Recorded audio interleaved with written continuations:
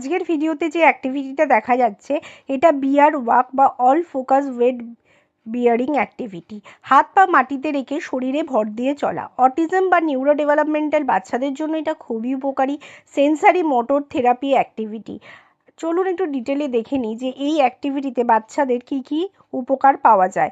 Brain development ও neural connection, ডান ও বাম মস্তিষ্কের মধ্যে কোঅর্ডিনেশন বাড়ায়।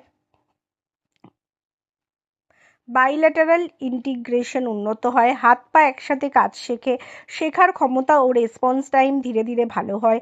গ্রস মোটর স্কিল ডেভেলপমেন্ট, কাঁধ, হাত, কবজি, পা ও কোমরের মাংসপেশি শক্তিশালী হয়। হাঁটা, দৌড়ানো, লাফানোতে স্টেবিলিটি বাড়ে। শরীরের ভারসাম্য উন্নত হয়।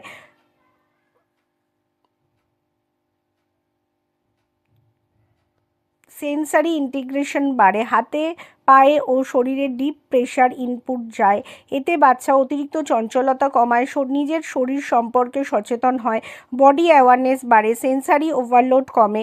অ্যাটেনশন ও কনসেন্ট্রেশন, মাটিতে হাত রেখে চলার সময় চোখ, হাত, শরীর একসাথে কাজ করে। ফোকাস বাড়ে। টাস্ক শেষ করার ক্ষমতা, টাস্ক কমপ্লিশন উন্নত হয়। স্পিচ ও কমিউনিকেশন সাপোর্ট, কাঁধ ও কোর স্ট্রং বাড়লে ব্রিদিং কন্ট্রোল ভালো হয়। স্পিচ থেরাপিতে সহায়ক। Indirect benefit, oral motor control উন্নত হতে সাহায্য করে। পশ্চার ও বডি কন্ট্রোল, ঝুঁকে বসা ও ঢিলে ভঙ্গি কমে। বসা ও দাঁড়ানোর পশ্চার উন্নত হয়। কোর মাসেল স্ট্রং হয়। বিহেভিয়ার রেগুলেশন, অ্যাংজাইটি ও রেস্টলেসনেস কমাতে সাহায্য করে। সেলফ রেগুলেশন বাড়ে। ট্যান্ট্রাম বা মেলডাউনের ফ্রিকোয়েন্সি কমতে পারে। কোন বয়সে উপকারী? 2 থেকে 10 বছর। অটিজম, এডিএইচডি, এসপিডি, জিডিডি বাচ্চাদের জন্য বিশেষ উপকারী। করানোর সময় খেয়াল রাখতে হবে প্রথমে 5 থেকে 10 সেকেন্ড, ধীরে ধীরে সময় বাড়াবেন। জোর করবেন না, প্লে বেসডভাবে করাবেন। যারা বাড়িতে করাতে চাইছেন তারা কিন্তু 2 থেকে 3 বারই যথেষ্ট।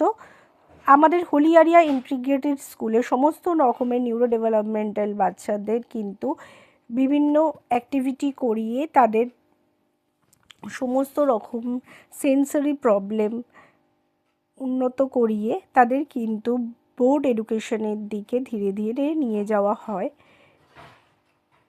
এখন আমাদের স্কুলে অ্যাডমিশন চলছে। আপনি চাইলে স্ক্রিনে দেওয়া নাম্বারে যোগাযোগ করতে পারবেন।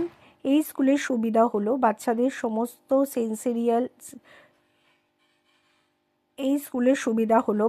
সমস্ত